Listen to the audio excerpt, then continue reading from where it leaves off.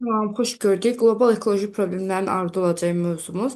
Ekoloji problemlərə artmasının səbəblərindən biri də tükənən faydalı qazıntılardan, tükənən ehtiyatlardan yanacaq və enerji əldə olunması məqsədilə istifadə olunmasıdır. Və bunlar ətraf mühitə, torpağa, suya, atmosferə çox zərər verir və buna görə də bunun qarşısını almaq üçün ə, ənənəvi enerji mənbələrini qeyri-ənənəvi enerji mənbələrinin əvəz etməliyik. Bunlar alternativ enerji mənbələri adlanır. Günəş, külək, qabarma çəkilmə, geotermal enerji stansiyaları və sair göstərə bilərik. Günəş enerjisinin yer səthində paylanması xəritəsini görürük. Ən çox enerji 2000 günəş enerjisi alan hər kvadrat metrə 2200 kWh-dan çox olan əsasən səhralara düşür. Şimali Amerikanın səhrası, Cənubi Amerikada Atakama səhrası, Mojave Sonor səhrası, Böyük Səhra, Liviya səhrası, Ərəbistan yarımadası səhraları, Namibiya səhrası, Böyük Viktoriya, Böyük Qumlu səhralarını göstərə bilərik. Bu səhralarda günəşin düşmə bucağı böyük olduğuna görə günəş enerjisinin əldə olunması daha əlverişlidir. Dünyada ən böyük günəş elektrik stansiyaları, ən güclülər ABŞ-da Kaliforniya yarımadasında yerləşən Stargaz, Topaz-Gaz və Sunlight Farm-Gaz-i göstərə bilərik. Ən güclüsü də Stargaz-dir. Bunlardan enerji alırlar. Günəş enerjisinin alınması məqsədilə günəş panellərindən istifadə olunur. Güneş paneli, helioelektrik stansiyalarda deyirik, güneş elektrik stansiyalarına. Güneş panellərini quraşdırırlar. Güneş işığı panelə dəyəndə fotometrik çevrilmə baş verir orada və ondan enerji əldə edirlər. Azərbaycanda Sumqayıtda Azgüntex zavodu fəaliyyət göstərir ki, burada güneş bateriyaları istehsal olunur. Həmçinin güneş enerjisindən evin damında suyun qızdırılması üçün də istifadə olunur. Kollektorlar qururlar və güneş enerjisi üzərinə düşdükdə su qızır və binanı isti su ilə təmin edir. Daha sonra külək enerjisi, külək elektrik stansiyaları əsasən küləkli günlərin sayının çox olduğu ərazilərdə tikilə bilər. Bir turbin 600-800 evi elektrik enerjisindən təmsil edə bilir. Külək elektrik stansiyasının fəaliyyət göstərməsi üçün ərazidə küləyin orta illik sürəti 4,5 metr bölü saniyədən çox olmalıdır ki, orada külək elektrik stansiyası fəaliyyət göstərsin. Dünyada Danimarka və Niderlandın yanacaq enerji balansında külək elektrik stansiyaları yüksək paya malikdir. Azərbaycanda da külək elektrik stansiyalarının qurulması əlverişlidir. Belə ki, Abşeron yarımadası Xəzər sahili isə Xəzri küləyi olduğundan və küləkli yer olduğundan külək elektrik stansiyasının qurulması əlverişlidir. Həmçinin yüksək dağlıq ərazilərimizdə də küləkli günlərin sayı çox olduğuna görə külək elektrik stansiyasının qurulması əlverişlidir. Amma düzənlik hissədə, məsələn, mərkəzə aran küləraz balıqlarında gördüyümüz kimi küləyin sürəti azdır. Buna görə orada külək elektrik stansiyasının qurulması əlverişsizdir. Əsasən günəş elektrik stansiyası qurulur. Bir də var qabarma çəkilmə elektrik stansiyaları sahil boyu okeana çıxışı olan yerlərdə qurula bilər. Dəniz və okean sahilində yerləşən ərazilər. Günəşin müəyyən cazibə qüvvəsi hesabına ay yer səthinə yaxınlaşanda cazibə qüvvəsi çoxalır və okean suyu qalxır, qabarma. Ay yerdən uzaqlaşanda isə çəkilmə hadisəsi baş verir. Gün ərzində 4 dəfə bu dəyişikliyi müşahidə etmək olar. 2 qabarma və 2 çəkilmə hadisəsi. Ən çox qabarma çəkilmə hadisəsi Kanadada Fanti və Main körfəzi sahillərində Fanti körfəzində 18 metr müşahidə olunub.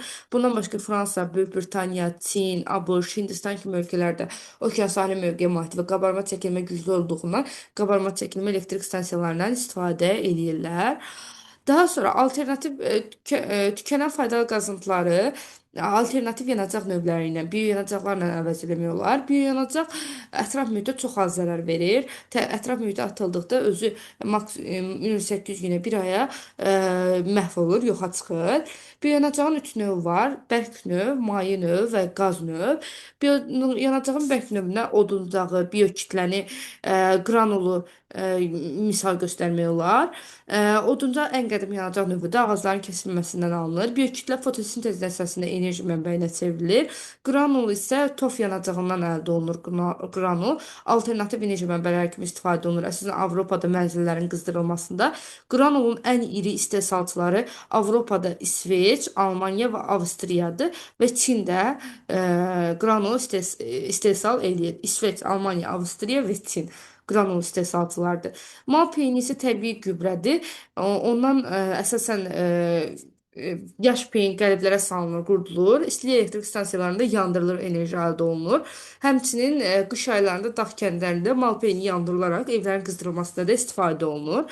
Bir də maye və qaz növləri var idi. Maye növünə aiddir biodizel, bioetanol, biometanol. Əsasən bitkilərdən alınır. Misal üçün, raps bitkisindən bioetanolun alınması, bitki bezərilir, yığılır, rapsın toxumlarından yağ əldə edilir. Yağ etanolla qarışdırılır. Nəticədə yağ turşuları və gliserin çəkərək efir yağı əmələ gəlir. Efir yağı dizelə əlavə edərək avtomobillər üçün adi yanacaq əvəzinə xüsusi dizel mühərriklərdə istifadə edilir. Burada da raps bitkisinin emal prosesidir. Əsasən Avropa ölkələrində bundan istifadə olunur. Kanadada kanoladan, Braziliyada şəkər qamışından, İndoneziyada palma yağından, kastor yağından bu kimi vasitələrdən istifadə edərək bioetanol və biodizel əldə etmək mümkündür. Əsasən təbii bitkilərdən. Bioqaz isə bitkilərin çürüməsi prosesindən əldə olunur. Daha sonra gəldik növbəti problemimiz ərzaq problemidir. Qlobal əsas ekoloji problemlərimizdən biridir. Ərzaq probleminin yaranmasının səbəbi əhalinin sayının kəskin şəkildə çoxalması, insanların antropogen, təbiətə antropogen təsirinin çoxalması, yəni kənd təsərrüfatına yararlı torpaqlar azalır. Təbii mühitin dəyişməsi, urbanizasiya səviyyəsinin, şəhər əhalisi sayı artması və digər amillərdir. Nəticədə nə baş verir? İqtisadiyyatın strukturunda baş verən dəyişiklik, təsərrüfat modellərinin dəyişməsi, yəni xidmət sektorunun artması, kənd təsərrüfatının azalması, sənəyləşmə və şəhərləşmə prosesinin güclənməsi kənd təsərrüfatının zəifləməsinə səbəb olur. Kənd əhalisi şəhərə axın elədiyinə görə əkinə yararlı torpaqlar istifadə olunmur. Və problemlərin həlli yolu əkin sahələri artırılmalı, məhsuldarlıq artırılmalı, yeni texnologiyalar tətbiq olunmalıdır ki, ərzaq probleminin qarşısı alınsın. Ə, Ərzaq təminatına görə ümumiyyətlə əhalinin ərzaq məhsulları ilə təmin olunmasına 84% bitkinin payına, 16% isə heyvandarlıq məhsullarının, yəni ət, süd məhsullarının payına düşür. Əhalinin ərzaqla təmin olunmasına görə 4 qrupa ayırmaq olar. Aclıq problemi olmayan, yarımad və gizli aclıq keçirən, yarımad və gizli aclıq keçirən, üçüncü kritik aclıq vəziyyəti və dördüncü ac ölkələr, yəni tam ac olan ölkələr qrupuna, ən kasıb ölkələrə aid eləmək olar. Əhalinin ərzaqla bağlı problemlərini həll edən şöbə Ərzaq və Kənd Təsərrüfatı Təşkilatı FAO tərəfindən həyata keçirilir. FAO 1945-ci ildə Kanadanın Kvebek şəhərində təsis olunub. Mənzil qərargahı İtaliyada Roma şəhərindədir. Onun əsas şüarı çörək olsundur. Əsas fəaliyyət istiqamətləri aclığın ləğvi, qidalanmanın və həyat keyfiyyətinin yaxşılaşdırılması, ərzaq kənd təsərrüfatı, balıqçılıq məhsullarının istehsalı, emalı və bölgüsünün düzgün aparılması, aqrasiya rayonlarının inkişafına və kənd əhalinin həyat şəraitinin yaxşılaşmasına kömək etməkdir. İnsanların gündəlik ərzaq olmasına olan tələbatı iki cür təyin olunur. Bir, orqanizmin qida enerjisi təmin olmasına görə. Buna görə deyirik ki, insan qidalanması norması gün ərzində 2400-2500 kilokalori olmalıdır. Bir də o qida məhsullarının tərkibinə görə, yəni keyfiyyətinə görə tutalım ziyanlı qidalarla, çipsi ilə, suxari və digər kimi zərərli qidalarla bu kilokalorini əldə etmək hesabına və yaxud da təbii qidalar, meyvələr, tərəvəzlər hesabına əldə etmək. Buna görə, keyfiyyətinə görə fərqlənir. Qida piramidasına baxsaq, dünyanın qida piramidasında 40% un məhsulları, 30% meyvə tərəvəz göyərti məhsulları, 22% ət, balıq, yumurta, süd məhsulları, lobya, qoz fındı normal qidalanma piramidasında insanın. 8% isə piy, yağ, şirniyyat təşkil etməlidir. Yəni ən az hissəsi insanın normal qidalanmasında qida rasionunda bunlar olmalıdır. İnsanların gündəlik qida rasionunda ərzaq kilokalori ilə yanaşı sağlam qidaların da rolu böyükdür. Ən sağlam qidalanan ölkələr Afrikanın geridə qalmış ölkələr, Çad, Sierra Leone, Mali, Qana, Côte d'Ivoire, Senegal və inkişaf etmiş ölkələrdən İsraildir. Onlar sizin təbiətdən əldə etdikləri qidaları tükədirlər, meyvə, tərəvəz, qoz fındı və buna görə sağlam qidalardır. Ən zərərli qidalar isə fast fooddur və yəni fabrikatlardır ki, bunlar da ABŞ, Kanada, Çin, Çexiya, Qazaxstan, Belarus, Argentina kimi ölkələrdə daha çox istifadə olunur. Daha sonra ərzaq təhlükəsizliyi konsepsiyası. Ərzaq təhlükəsizliyi deyəndə nə nəzərdə tutulur? Dövlətin ölkəni ərzaqla təmin edə bilmə siyasətidir. Beynəlxalq ərzaq təhlükəsizliyi konsepsiyası ilk dəfə 1973-cü ildə FAO tərəfindən irəli sürülmüşdür. Bu konsepsiyaya görə ərzaq təhlükəsizliyi deyəndə nə nəzərdə tutulur? Nəyi təmin etməlidir? Ərzaq məhsullarının istehsal səviyyəsini, qida məhsullarının qiymətini, ölkə əhalinin azlıq qabiliyyətini nəzərə alınmalıdır, əhalinin gəlirlərinin orta aylıq səviyyəsini, dövlət tərəfindən az təminatlı ailələrə verilən güzəşt və müavinətlər, dövlətin ərzaq resursları və s. təmin edilməlidir. Həmçinin ölkə ərzaq təhlükəsizliyinin əsas göstəricisi ölkədə taxıl ehtiyatının ümumi həcmi və növbəti taxıl yığımına qədər ehtiyat taxılının saxlanılması, əhalinin hər nəfərinə düşən taxıl istehsalının illik istehlakdan 17-20%-dən artıq olması, yəni ambarlarda yığılıb saxlana bilməsi. Yəni ölkədə əhalinin illik tələbatından 2 ay artıq taxıl ehtiyatı olmalıdır ki, ölkənin ərzaq təhlükəsizliyi təmin olunsun. Daha sonra ərzaq ehtiyatları ilə təmin olunmaya görə ərzaq məhsulları ilə ölkələrin təminatı, yəni kilokaloriyadan ötürü yüksək təminata görə ABŞ-dır, Kanadadır, Qərbi Avropa ölkələrindən Fransadır, Almaniyadır, İtaliyadır, İrlandiyadır, Norveçdir. E, Bu ölkələr fərqlənirlər. Orta inkişaf səviyyəsinə malik olanlar isə Rusiya, Qazaxıstan, Azərbaycan, İran, Çin, Braziliya, Meksika kimi ölkələri göstərə bilərik. Ərzaq ehtiyatlarının aşağı təmin olunma səviyyəsi Perudur, Boliviyadır, Venezueladır. Daha sonra Mərkəzi Afrika ölkələri, Qərbi Afrika ölkələri, Hindistan, Pakistan, Cənub Şərqi Asiya ölkələrini göstərə bilərik. Aclıq çəkən ölkələr isə əsasən Mərkəzi Afrikada olan bu açıq sahədə olan ölkələrdir ki, Somalidir, Efiopiyadır, Çaddır, Kongo Demokratik Respublikasıdır, Mozambikdir, Madaqaskardır.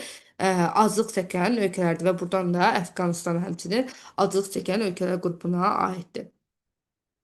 Daha sonra növbəti ekoloji problemlərimizdən biri də içməli su problemidir.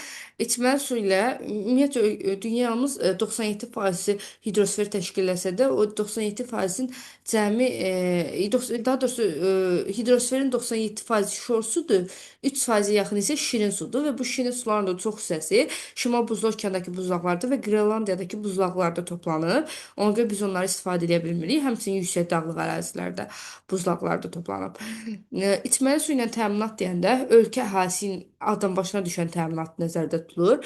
İçməli su ilə yaxşı təmin olunmuş ölkələr Avstraliyadır, çünki əhalinin sayı azdır, amma özü zəif təmin olunub, yəni su ehtiyatları azdır, amma içməli su ehtiyatı ilə təmin olma səviyyəsinə görə, əhalisi az olduğuna görə yaxşı təmin olunmuş. Yeni Zelandiyadır, Rusiyadır, Kanadadır, İslandiyadır, Norveçdir, Finlandiyadır, və Çilidir, Perudur, çünki əhalisi az olduğuna görə Boliviyadır.